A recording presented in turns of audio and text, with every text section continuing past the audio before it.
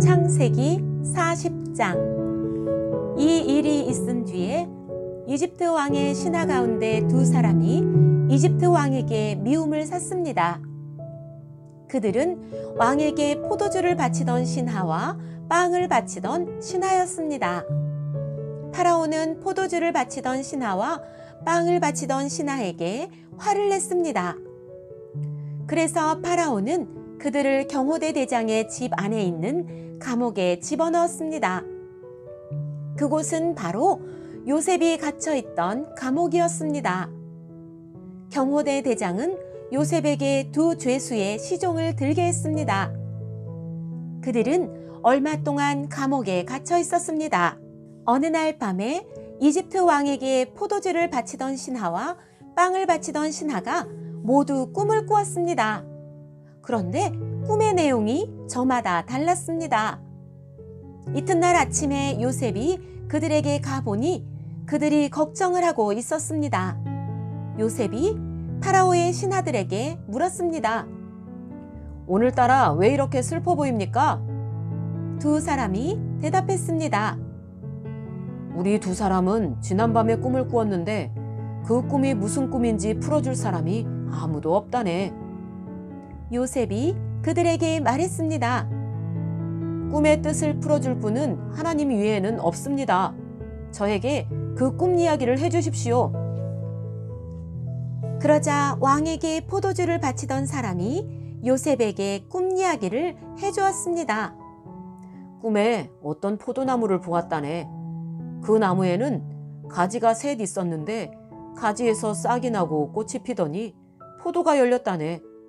나는 파라오의 잔을 들고 있다가 포도를 짜서 즙을 내어 파라오에게 바쳤다네. 그 이야기를 듣고 요셉이 말했습니다. 그 꿈을 설명해 드리겠습니다. 가지셋은 3일을 뜻합니다. 앞으로 3일이 지나기 전에 파라오가 당신을 풀어줄 것입니다. 그리고 당신이 전에 하던 일을 다시 맡길 것입니다. 당신은 전에 하던 것처럼 다시 파라오에게 포도주를 바치게 될 것입니다. 풀려나시게 되면 저를 기억해 주십시오. 저에게 은혜를 베풀어 주십시오. 파라오에게 말해서 제가 이 감옥에서 풀려나도록 해 주십시오. 저는 히브리 사람들의 땅에서 강제로 이곳에 끌려왔습니다. 그리고 저는 이 감옥에 갇힐 만한 일을 한 적이 없습니다. 빵을 바치던 사람은 요셉의 꿈 해몽이 좋은 것을 보고 요셉에게 말했습니다. 나도 꿈을 꾸었다네.